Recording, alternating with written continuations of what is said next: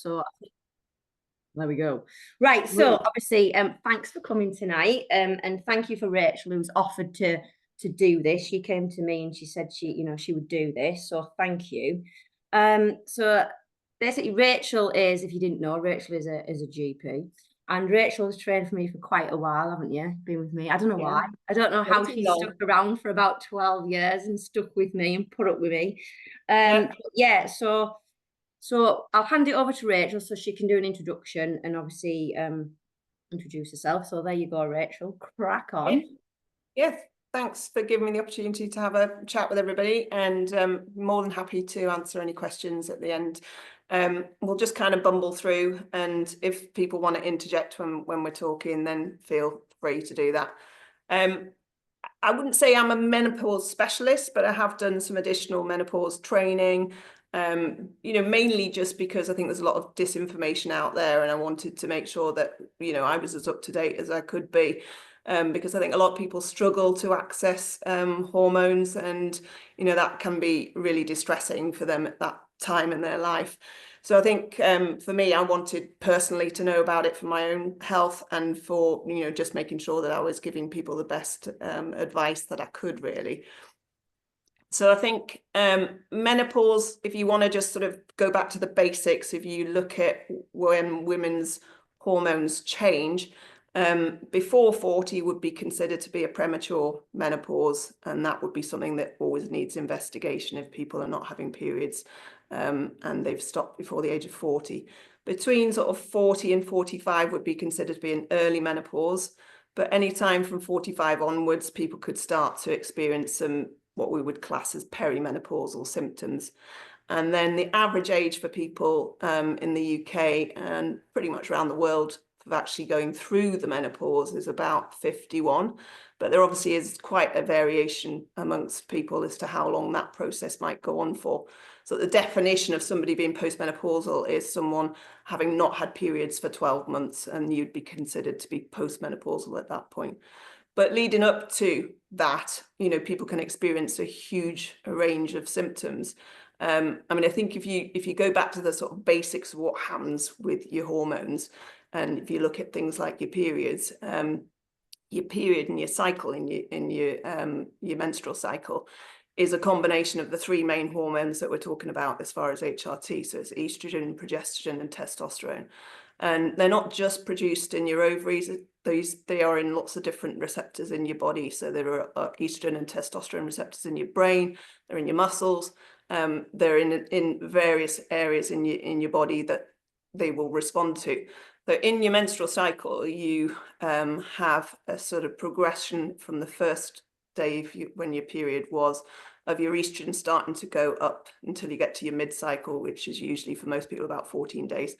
Peaks then, and then it starts to go back down again. And your progesterone starts to rise in the sort of second half of your cycle, and then it peaks and drops. And when your estrogen and progesterone really drop down to the lowest that they are, that's when you have your period. So if you think of people having premenstrual syndrome or premenstrual dysphoric syndrome, that's due to them having that sudden drop in their estrogen and progesterone levels before they have their period. And that's when people get ratty and they start to be, anxious, or start having some of those sort of changes in their mood. You might even feel a bit sweaty. You might have a bit of a flush, even when you're having your normal cycle. And that's completely down to that drop in your estrogen and progesterone levels. So if you think of how it is if you've had PMS in the past, that's kind of what it's like when you go into the menopause, but all the time, unfortunately. And for some people, that can be a whole load of things. So one of the things I think a lot of people always confuse about menopause is they say, oh, well, I haven't had any flushes and I haven't had any sweats, so I can't be menopausal. And that's just completely wrong. Although there's lots of other symptoms. So just lots of other things. And I think sometimes in the perimenopause, it can be quite difficult to pick up, on what. So somebody might be feeling a bit anxious, and you think, well, is there something else going on? Is it just sort of I'm having a stressy time of life? I've got teenagers, and I'm feeling a bit anxious. So there's a lot of different parts of your system that can be affected. So if you kind of divide it up into the main parts of your body that are affected, so if you think about the brain initially, so that might be the flushes and the sweats, and your feeling of anxiety, changes in mood and fluctuation as far as that is concerned.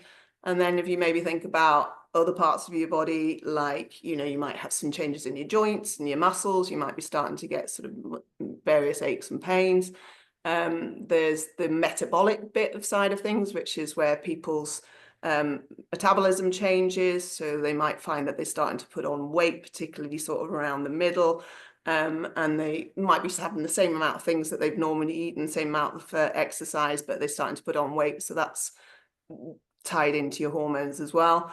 Then you have other things like your skin. So people often notice a difference in their quality of their skin, their nails, their hair. They might start to lose some hair. They might get some female balding, which is quite common, and people can get a lot of shedding as far as their hair is concerned.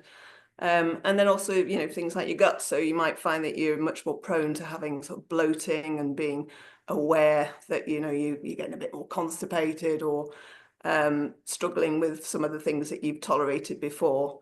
And very common one is urogenital things. So a lot of people will experience more urinary symptoms, so they might be a bit more sensitive down below, you know, might be experiencing problems with sex, they've got vaginal dryness, they're more prone to having urinary tract infections, and these are all down to fluctuations in these hormones.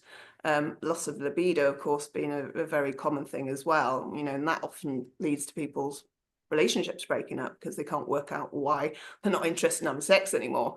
And it's generally going to be down to there being some deterioration in those hormones. I'm just going to stop you. Just if this cuts out, you'll have to sign back on, guys, just because I've come on my own personal Zoom, and I should have been on the gym, so I don't have, this isn't my pro, and I'm not upgrading and paying for 2 different ones. So if we cut out, guys, you'll just have to log back on. Is that all right? Yeah. Obviously nothing runs smooth. I should have gone on the gyms. Anyway, so if, say, for instance, like someone will joke and go, oh, you know, you're perimenopausal, how can you detect? If I went to you, Rach, and I was like, I'm not sleeping or whatever, and there could be other stressful things going on, so you could discuss it with your friends and they'll be like, oh, you're perimenopausal, but I'm not in that age bracket, how would you diagnose me as being perimenopausal? Yeah. Well, it's mainly down to what symptoms you're having and what you would, you know, communicate to me, asking those questions. If you were someone that was in that earlier category, so some, you know, for instance, a lot of people will say, oh, I've got this, that, and the other, I think I'm perimenopausal, but they're 30. So it's highly unlikely they're going to be perimenopausal. About 1 to 2 in 100 people will get premature ovarian failure, so under 40. But, you know, the majority of people are not going to have that. So I think it's just asking the right questions and trying to piece all those things together. So they may or may not have flushes, but they may have significant sleep disturbance. They may have changes in their appetite. They may be putting on weight in different areas. They might be experiencing more problems as far as being sensitive down below. They may have, you know, significant change in joint aches and discomfort. They may be having, you know, huge fluctuations in their mood and feeling quite anxious for no apparent reason, you know. So things like that, you try to kind of piece it all together. There isn't really any benefit. I mean, people talk about doing blood tests. It's not recommended in people between that sort of 45 and 50 age group, because the difficulty is your hormones will be fluctuating and the blood tests may not be on that point where it's kind of got down to the bottom where you can say, oh yeah, you're definitely sort of going into the menopause. So a normal blood test doesn't exclude someone being perimenopausal. If they're younger, then yes, it's reasonable to do that. And occasionally they do blood tests to sort of monitor how people are responding to having hormones. So it's really down to asking all the right questions and sort of piecing all that together. Right. And people may or may not still be having a regular cycle, but if you ask them about sort of around their period and they say, yeah, actually I'm loads worse than I used to be as far as all that sort of fluctuation in feeling, you know, anxious about things, then that's probably down to them having a you know, steady sort of drop in their hormone levels. what could somebody do, say, who's between 40 and 45, who's maybe not hit, who's not perimenopausal yet, maybe he's on the verge of it? What can they do to help when they do reach, menopause? What can they do to sort of like Yeah, the symptoms, yeah. what can we put in place to breeze through it a little bit easier in life Yeah, than like my mum said, oh, you just get on with it. Like, yeah, but like yeah. what Yeah, can well, women do?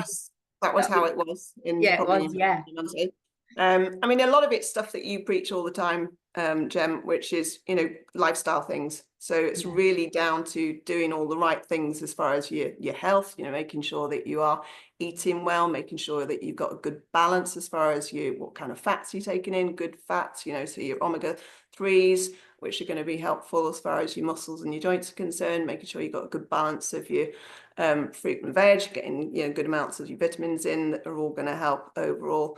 Because I mean, the problem with the menopause is that the lack of these hormones is very inflammatory. So it has an effect on blood vessels generally throughout your system. So the reasons for people taking it longer term are to prevent a lot of the damage that happens from the inflammatory effects of not having estrogens. So, trying to kind of maximize what you can in your diet, which also kind of sets you up for, having a good BMI as far as going into the menopause. So you're hopefully not going to get a significant change in your weight when you go through the fluctuation in your hormones. Exercising, weight-bearing exercise in particular for your bone health, because people who are not taking hormones over 50 have got a 1 in 2 chance of getting osteoporosis, which is really scary when you think about it. And, Yeah. the effects of having fractures and vertebral fractures in particular when people are a bit older, can be really devastating. So setting up all that, preparation with being healthy in weight-bearing exercise and strength, which, obviously you're a massive supporter of, is really good for helping not only for your bone health, but for your muscle loss that happens, dramatically as we age. So, and drinking, having a good range, making sure you're sleeping well, all the things that you say on a regular basis. But so it's not rocket science. It's just Yeah. trying to do all those things and putting them in place, in those years before you actually hit the menopause, and then that's going to stand you in good stead going forward, really. So what so let's say now you've got, what did you call it the other day? Was it the golden years you said? She actually told me off, guys. I was like, oh yeah, Twilight years. my mama Chua, mama Chua members. She went, Mama Chua, Twilight.